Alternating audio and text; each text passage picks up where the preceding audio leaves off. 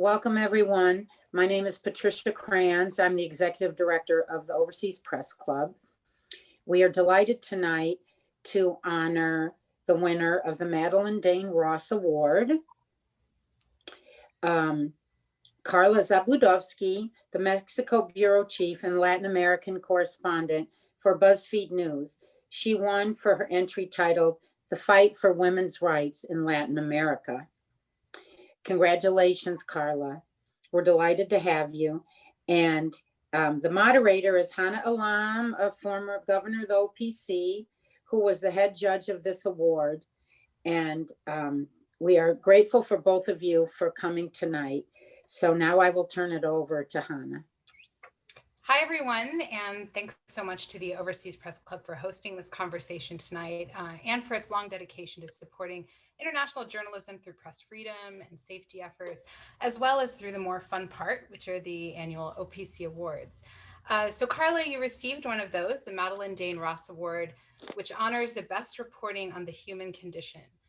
And it's a category where we get to consider the stories whose subjects haunt us, move us, change our thinking, change government policies, but at the core, there's this compelling human story. And that's exactly why I and some of the other jurors found your work so extraordinary.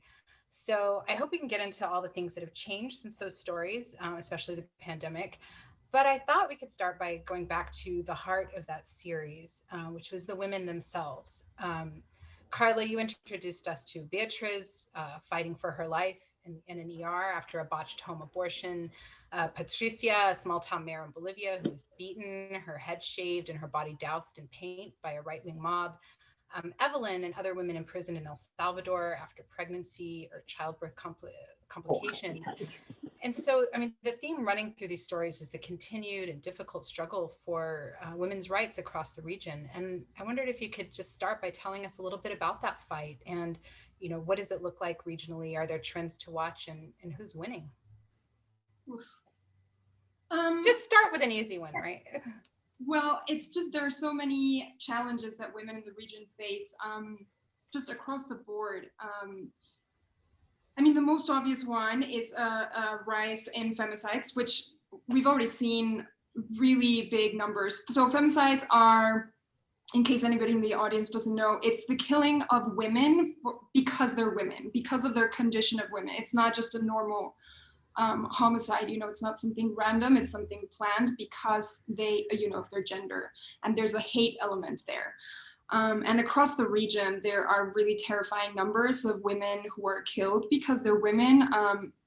A lot of these numbers, generally, they are from people they know and they are from partners. And what we've seen is a very worrisome trend as women have become empowered, even though I don't really like that word because it's so general, but as this movement to garner more rights and to get more, you know, more access to healthcare, more access to abortion, equal pay, as this movement has gotten stronger, so has pushback from men. And so we've seen growing numbers of abuse and growing numbers of femicides. You know, even as women take more space in politics, I mean, just you mentioned the mayor in Bolivia, you know, that's the price that women are paying. You know, she. Yeah, can you tell us a little bit about her? So in Bolivia, at the end of 2019, there was, I'm just going to say attempted coup, so that we, you know, don't spend 10 minutes defining what it is, although it was a very difficult, complex political situation. She belonged to the party of the outgoing president, the president that was removed from power. And she was taken by an angry mob outside of the government offices in her town of Vinto in Bolivia. She was beaten by the crowd, mostly men. She was forced to take her shoes off, walk over shards of glass. She was doused with paint and gasoline. Her hair was cut. There was a moment that didn't really get a lot of you know, space in stories, which I found surprising because it was a very brief moment, but so her attack was live streamed. And at one point, one of the men that was holding her down grabbed her breast. So there, you know, this was unquestionably, there was an element of gender to this. And so you see women fighting for their rights, and there's no better example than her. There are thousands of great examples, but hers is so telling. You know, you fight to make space for women in politics in Latin America, and that's the price you pay. I saw those the photos that went with your story on that, and they're shocking. I mean, a woman doused in paint, her hair shorn. She's obviously just been through the ringer with this mob.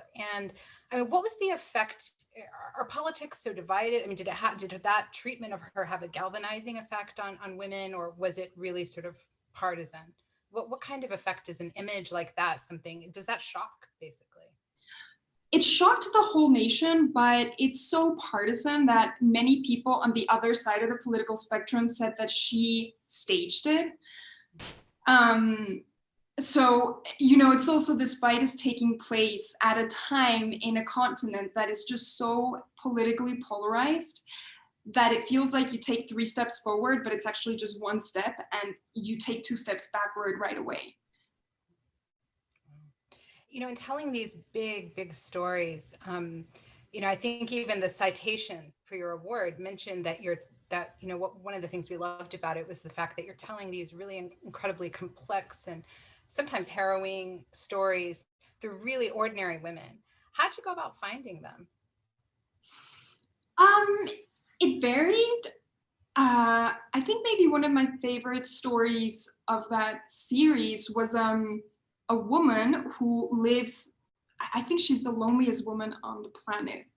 She lives up on a hill in a mansion outside of Caracas in Venezuela. Her family was very, very wealthy, and they bought this ranch. Just, you can't see the end of it. It's so sprawling, from Rockefeller. And just to make a long story short, they lost control of the ranch after Chavez came into power because of socialist policies.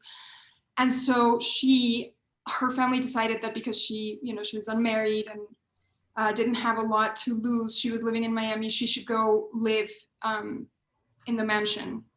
And they thought it was just going to be a couple weeks, maybe a month, until, you know, the legal issues were sorted out. And it's been over 15 years. And that I found because I kept going back to Venezuela, and everybody talked about this golden age when there was just so much money that everybody had a Mont Blanc pen. And I was like, it's so hard to imagine. I want to see what it was really like. And I went on the New York Times archives, and then I found out that Rockefeller had a ranch there, which was very surprising. And then I just Googled, you know, endlessly, like Rockefeller Ranch, and found, I think it was like a blog post from 10 years ago, someone who went to visit her, and then I contacted her. So it's always it's either very random, or it's something that's, you know, like the mayor in Bolivia, that's, you know, worldwide news, and my editor and I want to, you know, go a step further and figure out, you know, who's the person behind the story. Mm-hmm. With stories like those, you know, what are sort of the broader themes that you're exploring? We are trying to figure out what are women fighting, what unites women in this fight across the region, because maybe from abroad it seems like, you know, it's a homogeneous region, but it's really not. And yet women are fighting very similar issues across the region, despite, you know, wildly different politics and, you know, countries that you could never even compare. And we're also trying to see who's accountable. You know, in her story out of Argentina, there was an 11-year-old girl who was raped, who got pregnant and who wanted an abortion. And my editor, I mean, this was, you know, reported everywhere, but it was a paragraph, and my editor said, okay, this is a horrible story, but there's more. It can't just be one paragraph, because someone who's behind this doesn't just happen. There must be an entire system that, you know, is pressuring for events to turn out like this. And so I went there, and we figured out that it was the church, you know, in bed with the state, making sure that this girl, and hundreds, if not more girls in Argentina, even though they have a right to have an abortion because it's one of the allowances that if it's rape, they're allowed to have an abortion. But the church, what they do is that they, in collusion with the state, they make sure that the process to get the abortion takes so long that by the time they get the abortion, it's actually the baby is viable. I see. And so, I mean, you mentioned Argentina and abortion. I mean, we've seen this landmark decision recently there. How would that affect someone like the subject you wrote about, the one young girl that you wrote about? Would it? Yeah, that's really interesting. So can you tell us a little bit about what happened in Argentina since, because you did spend, I think, some of your stories were about, I mean, abortion and access to abortion, which seems to be a real central problem. Yeah, and the church is so powerful, the Catholic Church, and obviously, the right to life. And so there are these two massive forces. It's not this small topic. It's not about abortion. It's about the church versus this feminist movement and this women's rights movement, and they're battling each other out. And it's also, the evangelicals, they have so much money. They're putting so many people in power, in Congress. And so they're trying to either curb laws that already exist or make anti-abortion laws even more ironclad, which is what happened, just last month in Honduras. So in Argentina, for years, there's been a fight to legalize abortion. So it was legal in case the mother's life was in danger, I believe, and in case of rape. And they wanted to extend, to just, the first X amount of weeks. And this is great because generally we see, it sets a precedent for other countries in the region to loosen up their regulations. But I'm a little concerned because, and this is something it's kind of like the small print, but it could make all the difference. And what happened, and this is something that was very evident in the case of this girl that we were talking about, the 11-year-old. So she had a right to an abortion, but the doctors she went to see, they said that they were opting out of providing the abortion because conscientious objector kind of, yeah. And so that delays the process a lot. And I was reading the abort or interruption of pregnancy law in Argentina, and they do mention this, and they say that if a doctor says that they're a conscientious objector, they must find another doctor who isn't. And if the whole hospital, which is not rare at all, is a conscientious objector, then they need to find another hospital. I just think that the power of the church and the influence is so strong that they're still going to find ways. I hope not. I just think it's something that we really need to keep an eye out for, because they could say, I'm a conscientious objector, and it's going to take me 3 months to find another doctor. Wow. That's illuminating. And then, I mean, you mentioned Honduras, where it went the other direction. Yeah. So Congress, I made some notes because my brain is just everywhere. But yeah, in Honduras, so this year there was already a total abortion ban, but they made it explicit in the Constitution earlier this year. That there is an abortion ban, and they put in a clause that 3/4 of Congress has to agree to change that. And so it's just, it's exactly what you say. It's going in the opposite direction of making sure that it's very hard to ease up on these bans. And I mean, what your reporting did was take us into who pays the price for those kinds of, like, what the human toll of laws like that are. And in Honduras, you actually, I mean, it looked like you were in a prison visiting women who were serving, in some cases, really long sentences for, where I forget, please correct me if I'm wrong, the baby was either harmed or died during complications for pregnancy or childbirth. The mother was blamed for this and was charged with homicide? How did you get access to them? I mean, were they welcoming for you to come in and do that story? I mean, how did that even come about? Because it seemed like such a rare glimpse inside this issue. So it was in El Salvador. I know we were discussing. Oh, I'm so sorry. That was El Salvador. See why I need notes.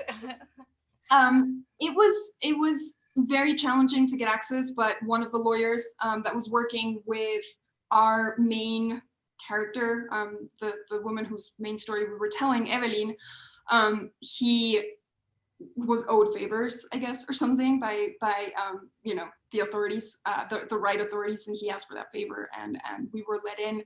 And I mean, I don't know if you saw The Handmaid's Tale, but it's kind of that level of, I can't believe what's happening. You know, all over the prison there were these like handwritten signs on the walls from like psalms from, you know, the Bible about taking care of your child and childbearing, and these are women. There are hundreds, or at least at some point there were hundreds of women who either had stillbirths or had provoked themselves abortion, we don't know, or had spontaneous abortions. But I think something that's really important to like underscore is that these are not rich women. So rich women in El Salvador and in all these countries who want an abortion, they'll fly to Mexico City or they'll fly somewhere to the US and they'll get their abortion and no one knows and no one finds out and they return to their golden lives. These are women who give birth in, I don't know how you pronounce it in English, latrines? Yeah. They are incredibly far away from a hospital. Their 911 calls are not answered for hours because they live, you know, very far away from any urban center. Some of them wanted their babies, some of them didn't, but the fact is that their babies were either died in childbirth or they died shortly after. And there's just no mercy. There's no, you know, a lot of these women told me that they were, you know, they bled profusely and they fainted. And when they woke up, they were in the hospital and they were handcuffed to their hospital bed, and there were policemen around them because they had just committed a crime. So. And so, and that was El Salvador, you were saying. And so did anything in the country, is there a reaction when there's a story like that, you know, that shows the conditions inside the prison? I mean, were the authorities embarrassed by a story like that? Did you get any backlash? Not really. I mean, I don't remember a big reaction, but that's because the country's kind of used to hearing about these stories. You know, outside of El Salvador, they're horrifying to us and they're shocking. And but it's just kind of, you know, every few months there's a new case, there's a new woman, there's a new, you know, activists have discovered a new woman, which is also very hard to know how many there are and who is there and who to defend, because they're not there for abortion, they're there for homicide. So how do you even track them? Which was so fascinating because the women that I met who had gotten out of prison after serving homicide sentences for spontaneous abortions, one of them, when she got out, she said, okay, there's one thing I have to do and only one thing, and I need to go across the country and figure out who's in jail for this. And she did this investigation by herself and put together a group to try and get the remaining women who were serving a sentence for homicide because of their abortions to get them out. Wow. And is El Salvador unique in that, or is that practice in other parts of the region? You know what? I'm sure that we don't hear so much about it because there isn't such an organized movement in other countries, but I really would find it difficult to believe that this isn't happening in Honduras, where there's a total abortion ban, and, you know, in Chile, and, you know, wherever there's a total abortion ban, you're going to have abortions and you're going to have abortions gone wrong and, you know, stillbirths and such, and these women are going to end up in jail because the governments want to make examples of them.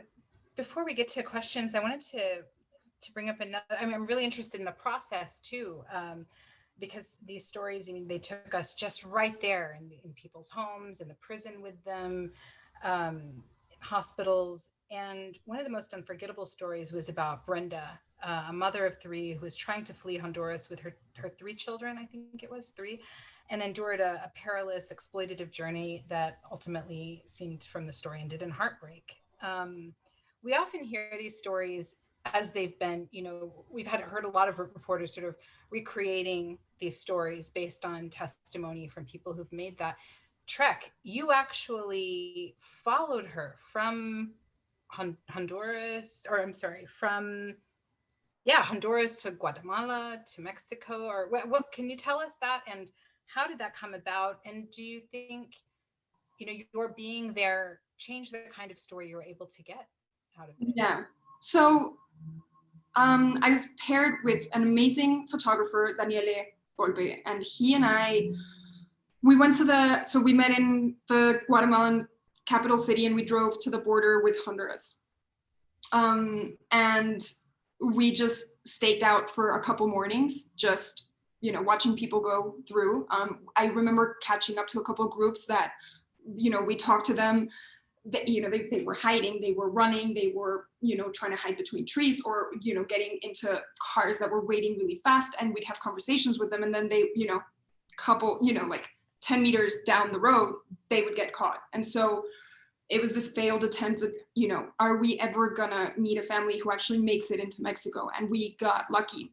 One morning, we saw a small group of people emerge from this like, I don't even remember exactly what it was, like a back door of a house close to trees, and it was just kind of very shrouded, and there was a van waiting, and so we saw them approach the van, give I think a $10 or $20 bill per person, and get in the van, and we just ran into the van.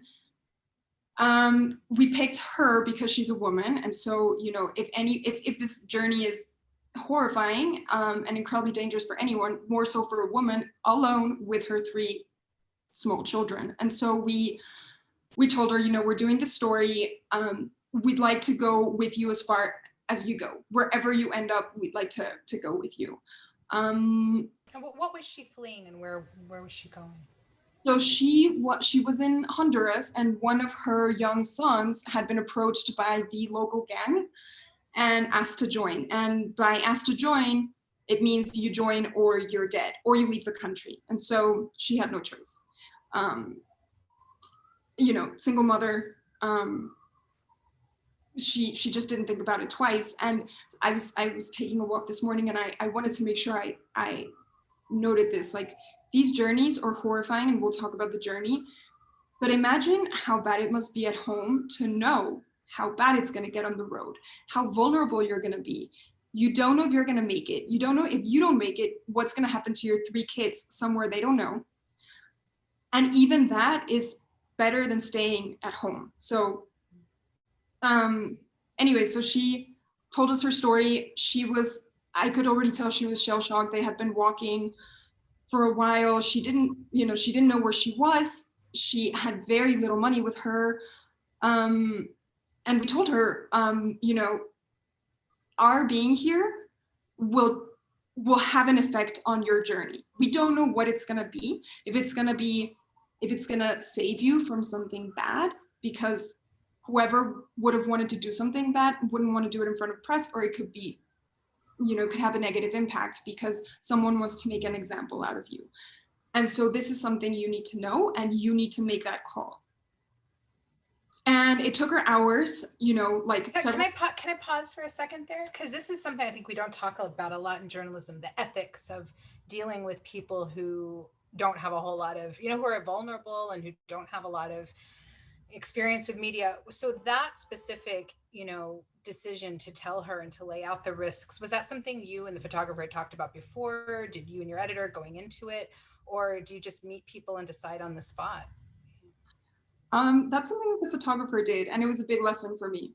And he just had that conversation with Brenda, like right off the bat. I honestly, at that point, hadn't thought, everything was moving so fast, and I had just this rush of, did we find the right person to tell the story? And I was just going through, all of those selfish.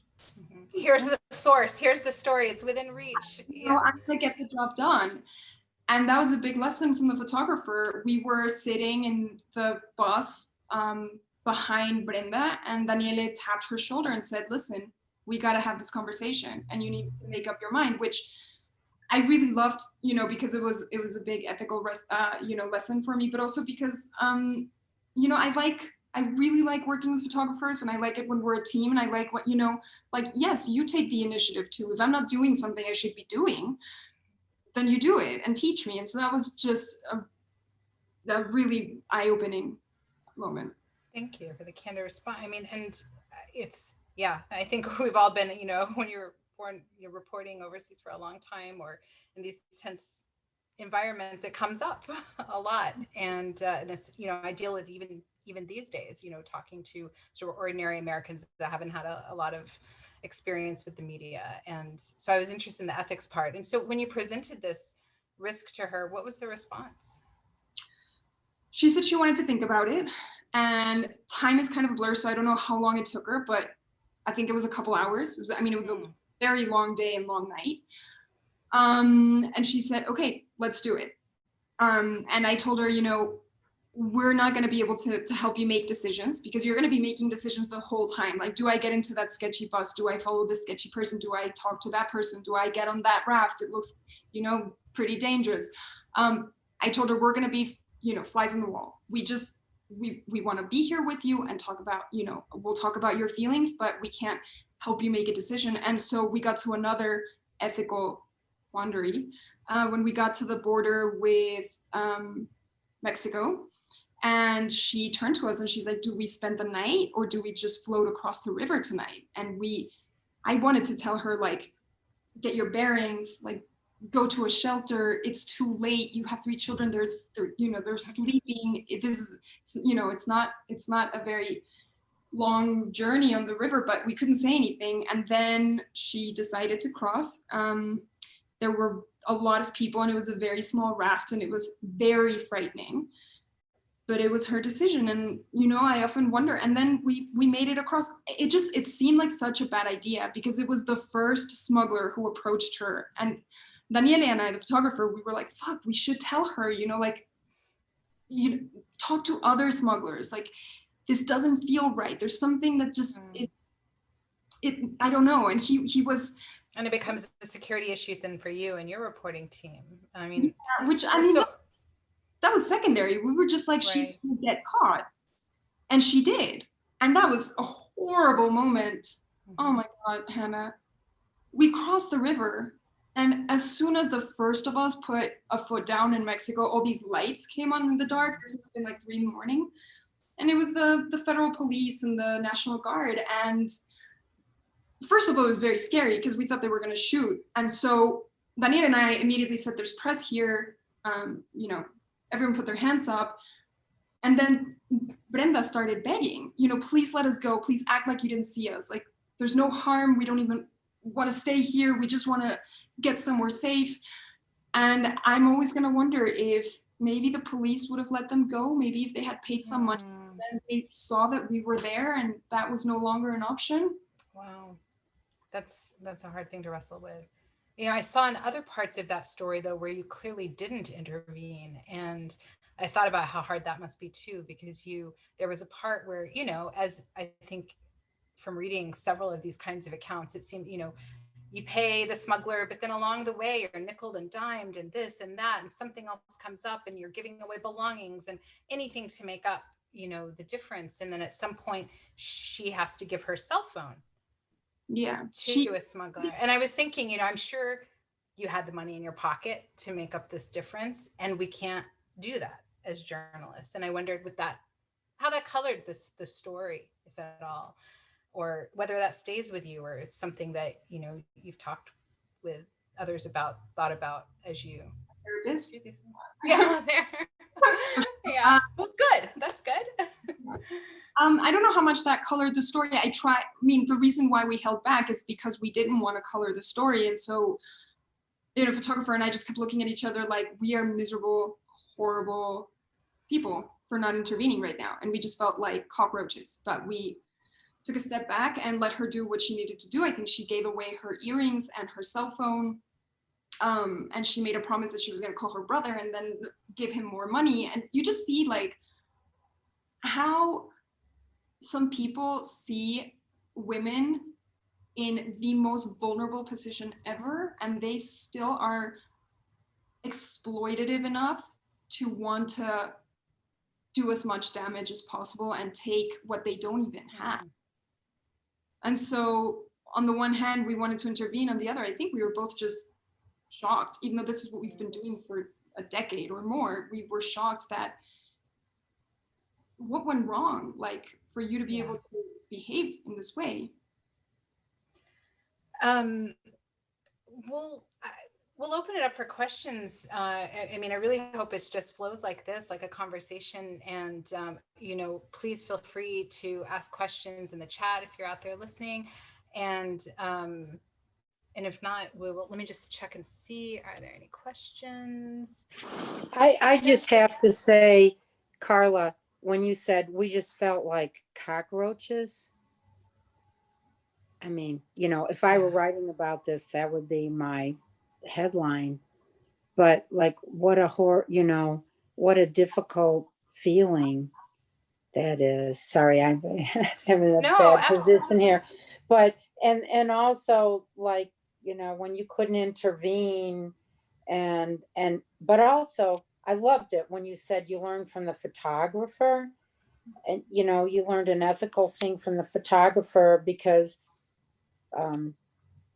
you know, we all work together, and I thought that was a wonderful thing that the photographer intervened and said, you know, told your source, you know, these are your choices. And but I applaud you for all this. This is all just incredibly difficult reporting, and all those. Just when you said, we felt like cockroaches. That, to me, that says it all. You know, like encapsulates all the different challenges you were facing. Not easy.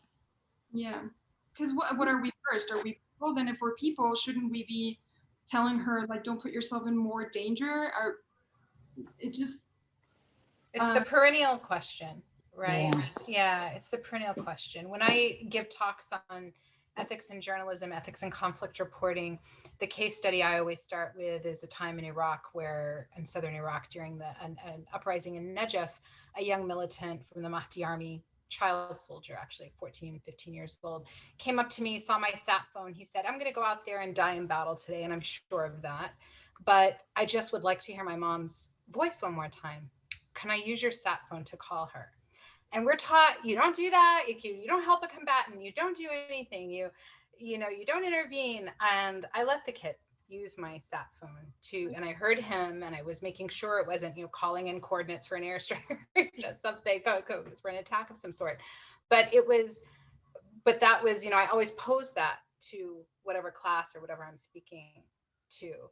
And it's really interesting to hear people struggle with that question. So I think, it's not just on a human level. These are hard questions, and those hard and fast ethics rules they teach you in J school get a lot grayer on the ground. Yeah. So is that something, that's evolved in your thinking on this beat? Are there, you're dealing sometimes with, often with incredibly, vulnerable women who are trusting you with some of the most horrific times and circumstances of their lives. I think what's evolved, I used to be like, this is my list of questions that I have to get. I can't care about the effect, because they will make the story. And now over the last few years, I'm just like, you know what, if this is a question that's going to harm the person who is opening up to me in one of the most difficult, vulnerable points in their life, I'm not going to ask that question. Fuck it. Like, the story in Argentina, so we didn't get to interview the 11-year-old, but there was a 12-year-old we found at a nearby village or town. She had gone through the same thing. She had been raped. She was pregnant. She had a very late term abortion because the state stalled. And we got an interview with a 12-year-old, which was terrifying. And, obviously I wanted to ask about the time when she was in the hospital and the doctors and blah, blah, and the abortion itself. And I was like, you know what?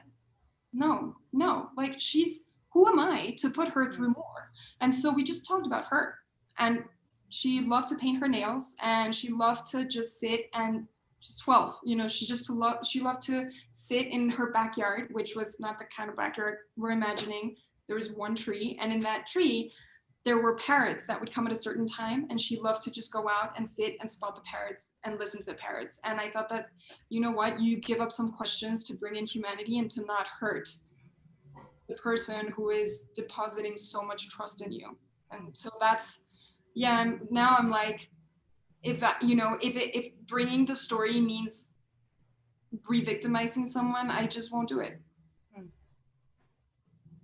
And listening to you explain that and paint that scene is exactly why you won the Madeline Dane Ross Award, because it just feels like, you know, these stories center around really just everyday, ordinary people and their experiences. And you know, one of the things I used to admire about the late Anthony Shadid is that when someone asked him, you know, oh, what's it like being a war reporter? He used to say, well, I cover people, and sometimes conflict is the backdrop to that. And I think your work is an example of that tradition. One of the, you know, we haven't talked yet about this pandemic that, you know, is disrupting the entire world. That's a big change from your time reporting, you know, when you could go down to the border and cross with families and, you know, all of these intrepid, you know, trips that you took. How's that changed what you're able to do and your visibility into these women's lives now? It's very difficult to cover these topics not face to face, because there's a big element of trust and a big element of just like someone who's experienced PTSD, like they just need to see you and feel your vibe and know that you're safe. So I don't think I could have done those stories from a distance, or that I could have done them in 2020. It's been incredibly limiting. I mean, I still covered, you know, the pandemic has led to yet another increase in domestic violence and femicides. And I've been able to cover that and talk to women in shelters, but it's not the same when, you know, it's a telephone call. They're sitting next to the shelter director, who knows what they're whispering in their ear, because everybody has an agenda. They can't really see your face. They can't, you know, and so the conversations are just so, I don't want to say shallow, because these are not shallow topics, but you can't get the depth. And so I've really struggled to work on, you know, to produce stories of the, you know, like of the range and the quality that I expect for myself. Aren't we all? It's awful, but especially you can see someone like you who was just sort of all over the region, this really broad range. Are you traveling at all now? Are you able to travel at all? No, just in Mexico and just wherever I can go with my car. But even that feels irresponsible, because what if I get someone sick? I can go to a private hospital. I will probably be okay. The people I'm talking to, if I get them sick, they don't have the same means. So it just feels incredibly like exploitative and irresponsible. And I don't know. I really struggle with that. Mm-hmm. Well, we do have a question now. It's come in. So how much do you weigh the risk on your life when you do these stories? Do you prepare yourself before you go on a journey, talk with family members about the risk? And have you ever decided not to do a story because it's too risky? That's a question from someone in the audience. How do I weigh the risk? That's a question. Yeah, how do you weigh the risk on your own personal risk as you undertake these, and how do you prepare for it? Do you talk to your family? Do they, are there that question? Yeah, right. Because I see her participants. Yeah, it is anonymous, so well, they don't love what I do, and it's had an impact on me picking less dangerous stories. I mean, even this series was less dangerous than what I was doing before. That actually got me into physical trouble and like a very horrifying, life-threatening situation that was awful. And after that, I just saw the impact it had on my family to see me try to recover from that. And so I've chosen stories that they may still be like very emotionally heavy, but they're not as dangerous. So, you know, going to El Salvador in jail, it's not as dangerous as going, you know, into a civil war or something, or a civil conflict. And so well, but there's crossing a raft in the, you know, middle of the night with armed guards meeting you at the other side. So yeah, it's well, maybe that's we get inured. that beats you up. Oh, wow. Yeah. So yeah, so I've been picking less risky stories, even if they're still risky, and we mitigate risks. I mean, we have a really good team at BuzzFeed, and I always go with a photographer.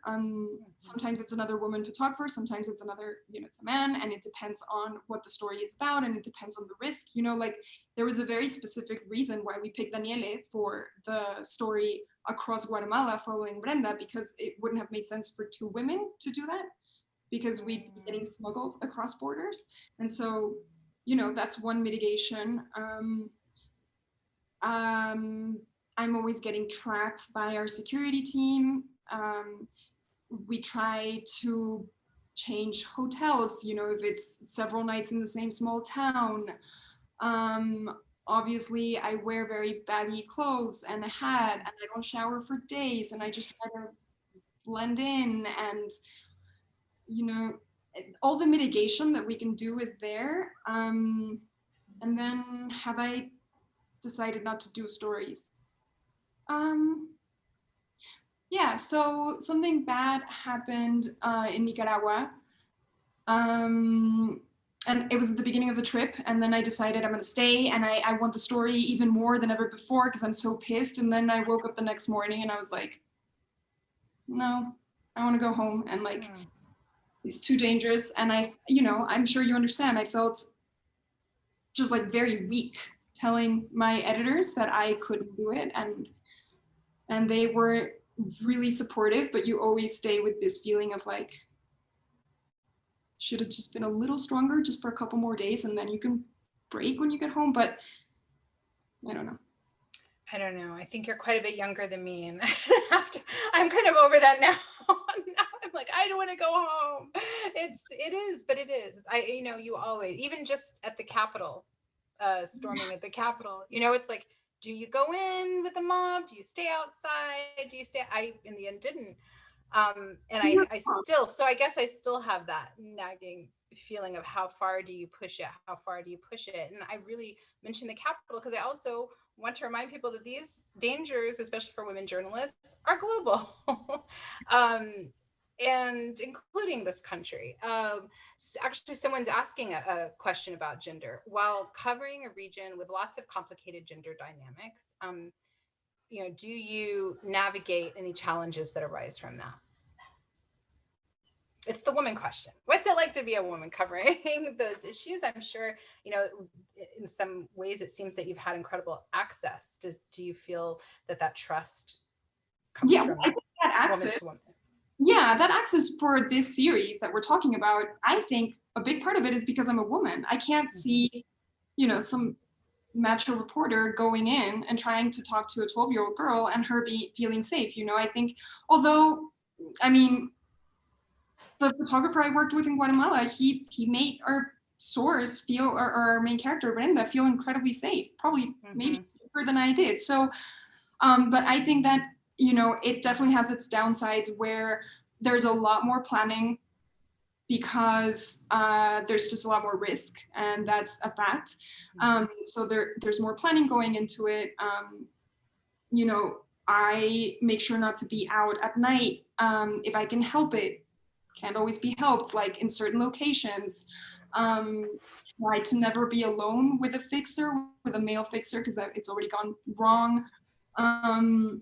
But, you know, the silver lining is that it gets you access to these stories that need to be told and don't get told because there aren't enough women reporters covering them. I often find that, you know, and I'm not saying that the questioner was asking in that way, but sometimes that question is asked with the implicit thing behind it of, it must have been so hard for you as a woman.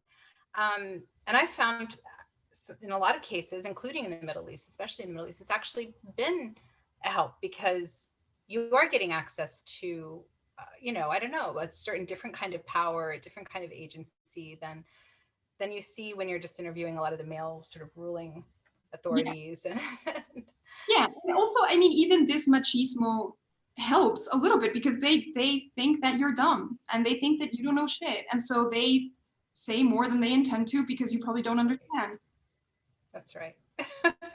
Someone else asks, just the sheer scope of your beat. So how do you manage covering such a wide range of countries? What does your workflow look like in order to achieve that breadth without giving up the depth? Great question. That is a great question. So I will speak pre-pandemic because we've mostly focused on Mexico and Ecuador and Peru because those have been the worst affected. But can you just back up? What is your beat? What's the scope of it? So it's Latin America and the Caribbean.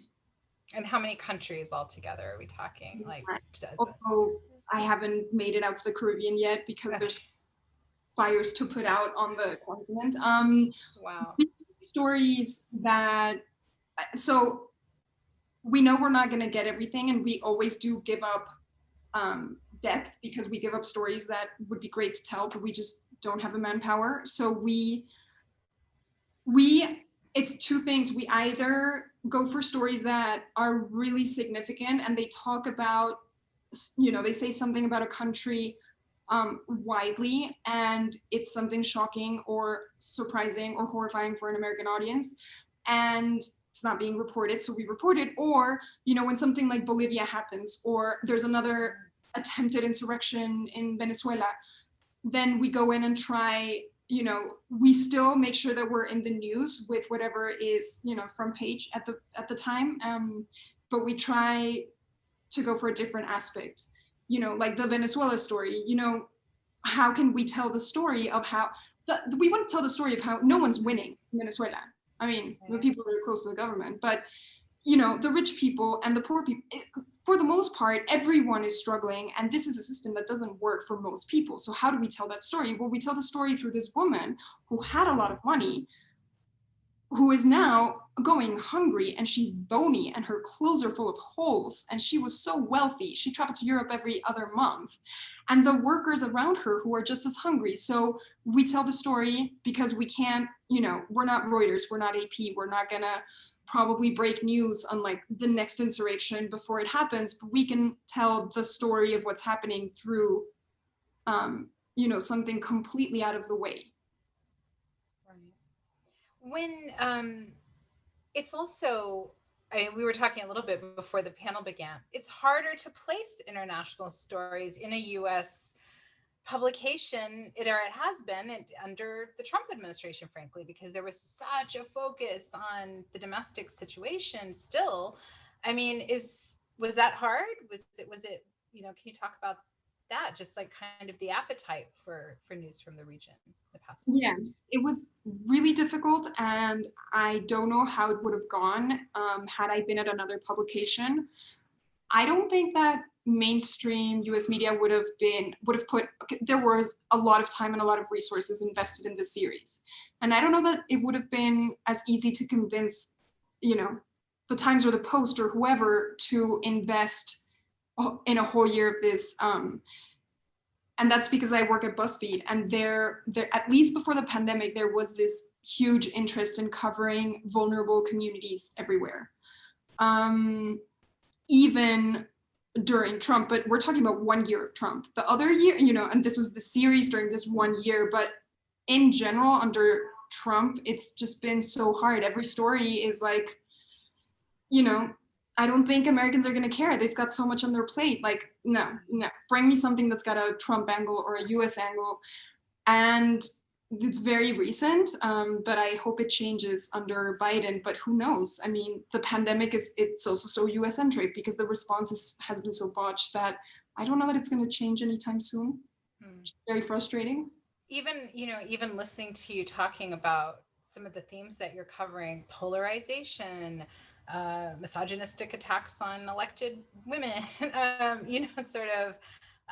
just deep polarization, party over unity, all of these kinds of themes that we're covering here in the States as well. And So I do think it's a testament to your work that you do have so many fans out there, because you have found, people to put faces on and to humanize these really big issues.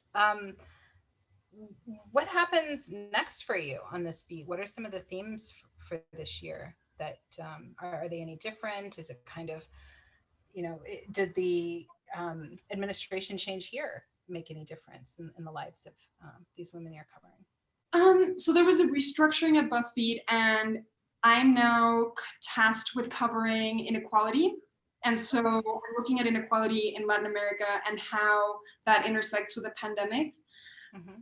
Can I just, because if people aren't from BuzzFeed, they might not know. Sometimes at BuzzFeed, there's not the traditional beat structure. That sometimes it's thematic, and so it's not just Latin America, it's inequality. And so it'll be issues throughout the region, right? Which I thought was a really interesting way of thinking about and rethinking beat structures when I went to BuzzFeed. And they you don't cover this building as an agency, you cover the themes. So that's what you're looking at, inequality. Yeah, and I mean, it's such a broad issue that almost anything fits under inequality, and the pandemic has just deepened and made it so much worse. The rich got richer and the poor got poorer, and the poor are dying in much higher numbers, and the hospitals are a wreck, and private hospitals are just in so much better shape. And I mean, just the issue of women's rights, and women's safety, it's that inequality has grown even more because women are facing it's a catch-22 that men aren't facing right now. But they don't want to go outside because there's COVID. They don't want to get sick because then you end up in a horrible hospital with maybe not a bed available. But if they stay at home, there's domestic violence. Their children are getting beaten up. Husbands are drinking more, and so there's even less of a safe space for women right now. And so, if that's not inequality, I don't know what is. Mm-hmm. You live in Mexico City, right?